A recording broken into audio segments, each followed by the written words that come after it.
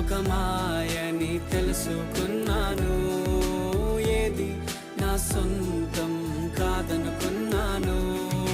తప్పిపోయిన కుమారుని నేనైతే నా కొరకై నిరీక్షించే తండ్రి